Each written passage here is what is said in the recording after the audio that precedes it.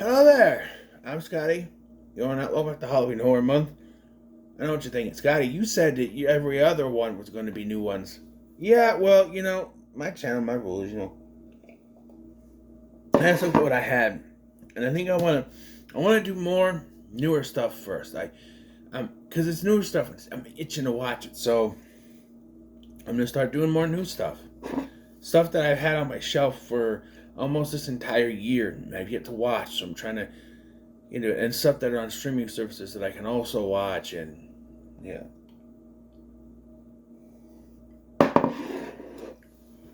So with that in mind, we're going to talk about Wolfman.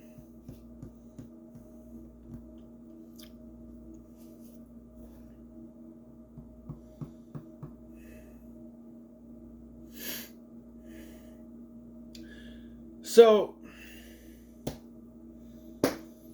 Wolfman. They decided to do a remake of the Wolfman, just call it Wolfman with no the. Taken from the Texas Chainsaw Massacre franchise, taking out the, right? Originally, this was supposed to be a part of the Dark Universe and starring Rock the Dwayne Johnson, which would have sucked worse than this one did. Guaranteed it. Because the whole thing with that Dark Universe is they were trying to get big stars to be in these movies, right? And if it was able to continue, it would have sucked. They just kept going. Johnny Depp was supposed to be an Invisible Man. I think that would have been better. And then you had, what's his name? Not Benicio del Toro. I always confuse him. He's the guy. Call it. Hits. That guy. I can't think of his name. Javier Bardem was to be the Frankenstein monster, and Angelina Jolie was the bride of Frankenstein. They're going to do that. And then The Rock was going to be the Wolfman, and it, especially when you got Tom Cruise who likes to take over his franchises that he's in. And then you have friggin' The Rock who takes over his franchises. Like he tried to make the DCEU his own thing, and it's like they're like, okay, we need to set up for you to face Shazam because that's what everyone wants to see. Fuck that, I'm facing Superman. And then they were like, okay, he's not listening to us. We say where this is gonna go. Hey, James Gunn, can you come in and do this? James Gunn takes one look at it and goes, I'm doing it all from scratch. Except for my stuff. My stuff is staying in. Even though I'm saying it's not canon, all my stuff is staying in. And Blue Beetle for some reason.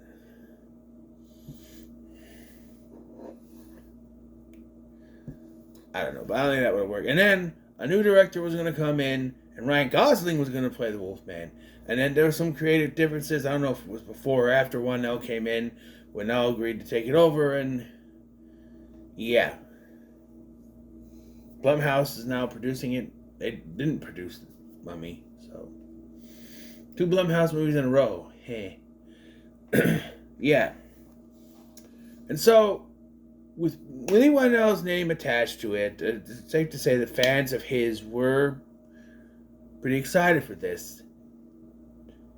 Including myself, because, I liked Upgrade, and Invisible Man remake he did was good. Despite changing some aspects of it, I felt those changes worked for a modern day retelling. He also did Insidious Chapter 3, which I think is my number 2 favorite. My number 2 is what I said. My number 2 favorite. The first one, Insidious, is still the best to me. I've gone down more. Let me rephrase that. The second one has gotten a little bit worse for me, but, yeah. So I think the stars were aligning until September 2024, when Universal, without Whannell's knowledge, basically behind his back, did a Universal Studios Wolfman attraction with a guy in a mask that made everybody go, oh, no. And Whannell was understandably pissed, because all of the marketing had not shown anything of the Wolfman. And now we've seen this, which, honestly, you're looking at this, you have to put some grain of salt to it, because this is a fake manufactured rubber mask, not the makeup prosthetics that they're going to use in the movie, which for the most part were practical until later. But yeah, so they did the Wolfman back in 1941. They did a remake in 2012. I just recently, for Universal Horror Month this year, reviewed the original Wolfman, and I loved it. It's my personal favorite of, well, it's up there with Dracula. I still prefer Dracula, I guess, but it's my second favorite. My number 2, as you could say. And I also did see the remake back in 2010 when it came to home video. I watched it with my grandparents. I remember that being okay, and I've not seen the original. I didn't really know what to think. But yeah. So I was interested to see what they would do for this. And after watching it, I can tell you,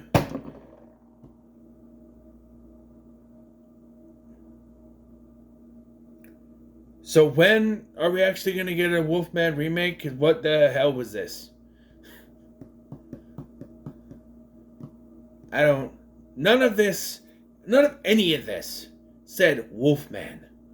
There's no characters from the original. The 2010 remake, as maligned as that was, had the character, Lawrence Talbot, Sir, whatever his father's name was. They had those characters. Here, they have a completely different story, unrelated, which I understand. The same thing with The Invisible Man. But at least they had a character named Griffin in that movie. No one in this movie is named Talbot. It's like Covell or something. And I try to put some allegories to bad parenting, but like every time they try to show that, there's some kind of thing that, like, the whole thing is that he's yelling at his kids, and they seem to think that's just bad parenting, yelling at your kids. But like, the whole thing with that is that he tells her like 3 times to get off the rail, and she doesn't listen. And what happens? She doesn't listen. She almost falls into traffic, and he yells at her, and then he apologizes for it. I'm like, no, don't apologize for it. That she wasn't listening. And then later with his wife, she's on the phone in business meeting. He's trying to cook supper, and he's like, honey, can you go in the other room? And she's like, honey, can you go in the other room? And she hangs up, and she is rude to him. They also kind of lay out the whole thing that he's the stay-at-home parent, so the daughter doesn't seem to mom enough. So that whole thing. But they also lay out that he will always protect her, the daughter. But then he becomes the Wolfman later, and I'm just like, I guess he does technically protect them, but like, I don't know. It's also about the mom having to step up and do something. I get it.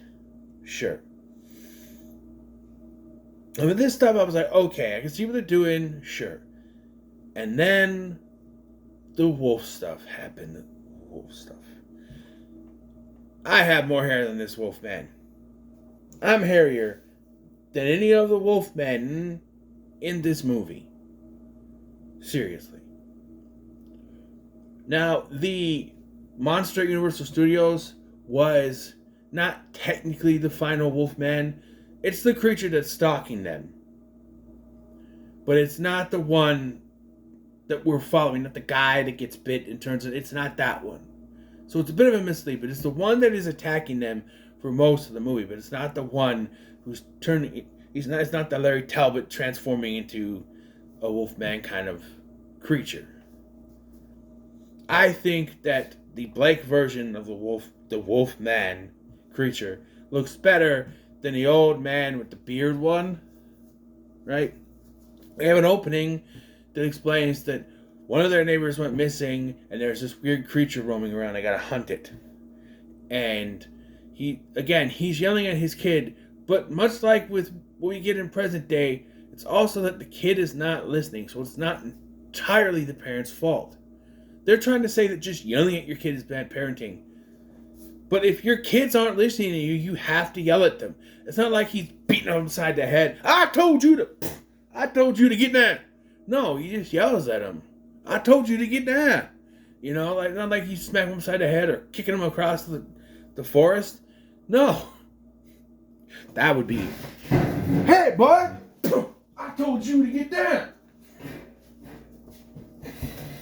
Don't do that. It's funny. It's not funny. It's funny. Don't do that. I just hurt my leg there. Abuse is not funny, but I don't know. The visualization of kicking someone across. Yeah, and now we go to present day now. It's 1995, so it's 30 years later.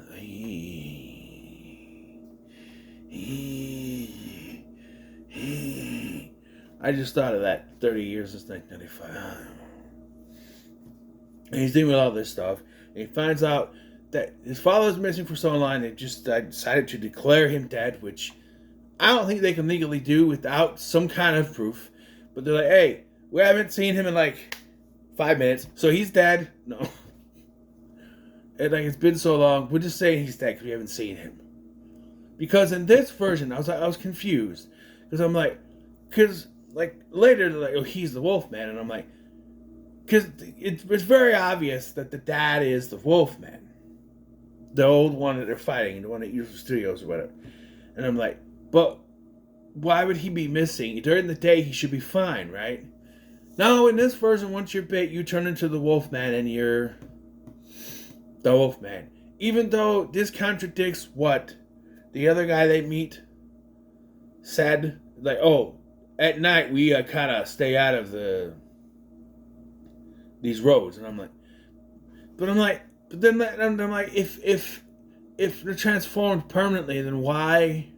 Because I was also confused, because at the end of this movie, they show the animal in broad daylight. Well, the Wolfman in broad daylight. It's daytime. It's still kind of gloomy, but it's daytime, and I'm like, shouldn't he be turned back? After watching a few other reviews, I guess I realized I came to the realization that no, this version doesn't. Yeah. So Blake decides to take his entire family out to clear out his dad's old cabin and go through stuff, as you would do. And yeah, I'm watching. Okay, this is not bad so far. It's not bad. It's not the story of the Wolfman. I'm waiting for like his father.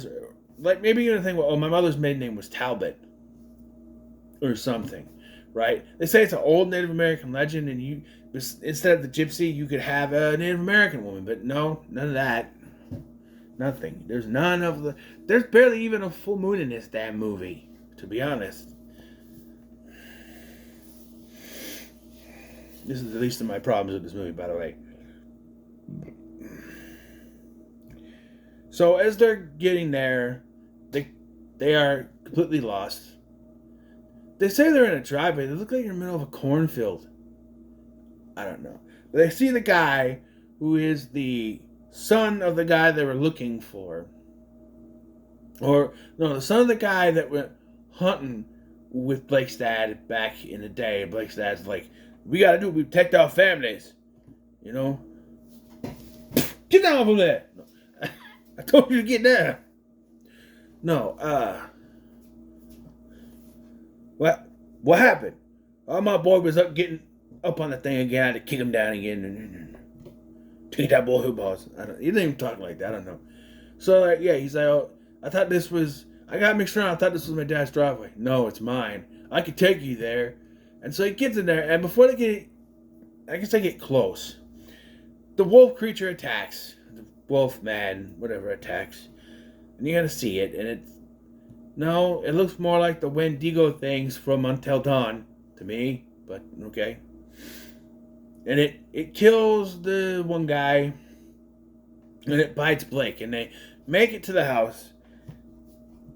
And this is where the movie goes way downhill, because, and I was reading about this, so Winnell wanted it to be a family kind of drama with wolf stuff, where they're isolated.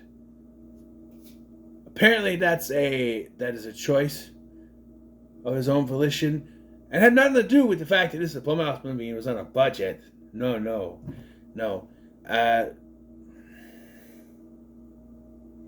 But they had less of a budget than Invisible Man, because there was a lot. Hey, you can do the Wolfman, but you're not getting the budget you did for Invisible Man. Sorry. They do have werewolf effects. They're not good, but they do have them. And then as we start to get to the transformation, I become very disappointed, because this is not. I'm watching this. His teeth is falling out. He's losing hair. He can't understand what his wife is saying, and he sees a blue. Like, the visual is pretty cool, but it's like blue, and their eyes glow. I'm like, shouldn't the wolf eyes glow? And he can't understand what they're saying, and they can't understand what he's saying. And I'm like, this is not werewolf. What is this? Come to find out, because Leigh Whannell had a friend who died from ALS, he wanted, I don't know fucking why, he wanted to make the werewolf transformation an allegory for ALS. Originally, Blake's mom was supposed to die from ALS, but they took that out of the script. Because, yeah, that would have been a little too on the nose. My mom died of ALS, and then he's transforming in something that resembles ALS. At one point, he pisses himself. And I'm watching, I'm like, this is not werewolf transformation stuff. And after I read that, I'm like, okay, that's cool. If you want to do a movie like that, they kind of equate it to The Fly, and do that. Do The Fly, but make him look like a fucking werewolf. Not whatever the hell. Like I said, I have more hair on my body than either the Wolfman, except maybe the beard on the old man, than the Wolfman in this movie, except for that beard. I have more hair on mine. There's more hair on my body than the Wolfman, than Blake's transformation at least. And then it just becomes kind of boring, because it's isolated. They're in a cabin. Sometimes the other wolf will come along and they'll have to fight or whatever, and it just gets sure. And I'm just, if it was all worth it, like the original movie, right? The original Wolfman, it took a while for Larry to transform, but it worked, right? I don't remember the 2010 one, but it worked. There are some werewolf movies that are slow burns. Jack Nicholson's Wolf also worked, right? But in those movies, he was out and about. He was walking around. He was in town. He was talking to people. This is a family in a cabin in the woods, in the middle of nowhere, just sitting around while he turns and deforms and everything. And even The Fly, which they were trying to go for here, had more movements and went to other places in that world than just in one place. If they were in his loft for the entire movie, that would have been boring, right? It lost me. I'm like, this is ungodly boring. What? It didn't help that all this werewolf transformation stuff is not werewolf stuff. It's allegories for ALS, which also takes me out, because I want a werewolf movie, not a disease movie. Okay? Because I'm a werewolf fan. I want to see a werewolf. And if the final transformation were worth anything, like, oh, we have to go through this ALS stuff to get to a cool transformation, we don't. Because the werewolf design does not look... It doesn't look like werewolf, like I said. What does this final transformation entail? His nails fall out and he gets claws, and then he breaks his jaw. There's also this thing throughout the movie that he and his daughter do. Like, what am I thinking? You love your daughter. So it ends. It comes down to that. She's like, I know his thoughts. He wants to end this. He wants you to end this. So she shoots him, which wouldn't fucking work, because regular bullets don't kill werewolves, by the way. But whatever. And yeah, by the way, like I said, this is in broad daylight now. It's morning. The sun has risen. The sun is risen. It's kind of gloomy, but whatever. He dies after being shot with a regular gun, which doesn't work. Silver bullet. Or cane, whatever. Remember in the original when Larry beat down the Bela Lugosi with a silver cane? And that killed him? Yeah, silver bullet. You got shot with a silver bullet, remember?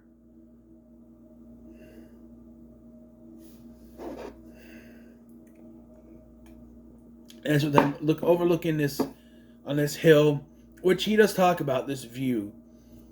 But like he says that view makes it all worth it. But after, killing your husband, I'm gonna kill your husband, Mrs. Gordon. After killing your husband and dealing with all that shit, I'd be like, yeah, that's pretty, but it ain't fucking worth it. Let's go home. Let's go back to San Francisco. Let's go. Yeah. And there are some good performances. Christopher Abbott is good. For what they give him, I guess. Julia Garner is also good. And then there's the little girl. I feel like this is a Final Destination 2 thing where the character was supposed to be younger, but they casted an older actress or actor, whatever you want to say. Because this little girl is 10. And she sounds 4. She's going, Mommy, Daddy, Mommy, Daddy.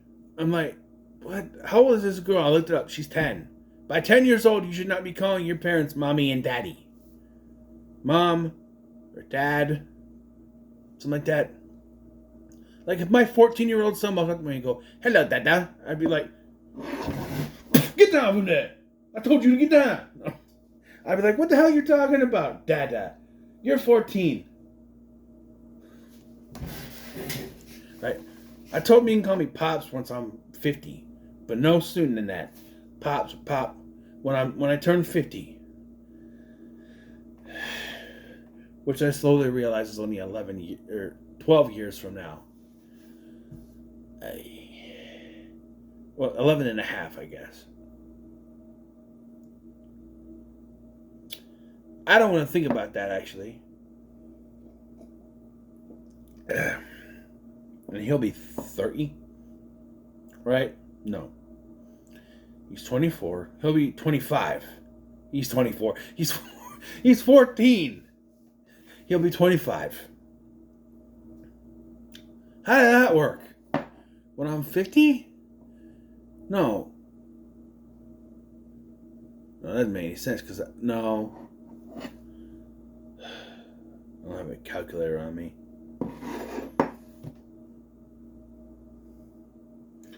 If I'm 50, so when I turn 30, okay, no, he's 14. 16, he'll be 16. Well, when I turn 40, he'll be 15 still. But that year, he'll turn 16. So you add 10 to that. 10 more years. How am I getting 10, though? Because, I'm getting, because 11 is how many years. So he's, okay. So it's 12, not 11. 11 and a half, whatever. So I am currently 38. Turning 39 next year. He's turning 15. Okay. So then he'll be turning 16 when I turn 40. After I turn 40. Give me 10 more years when I'm 50. He'll be 26. He'll be turning 26 that year. So he will be 25. Okay. It's just weird. He'll be turning 26, which makes sense. Because I'm like, wait, he'll be turning 25? That doesn't make any sense. Especially since we're 24 years apart. I was 24 when he was born, so I don't know. But anyway. Yeah. So, Wolfman. Not worth your time. Don't bother. Unless you're really curious, don't bother.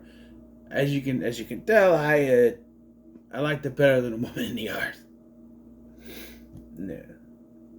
At least the family felt like a family in this one and not yelling at each other. The little girl for as annoying as she was not as annoying as the son in the last one. So, yeah. So, what are your thoughts on Wolfman? Leave a comment, like, share, and subscribe. Thanks for watching. I'm Sky, and I'll see you in the next one.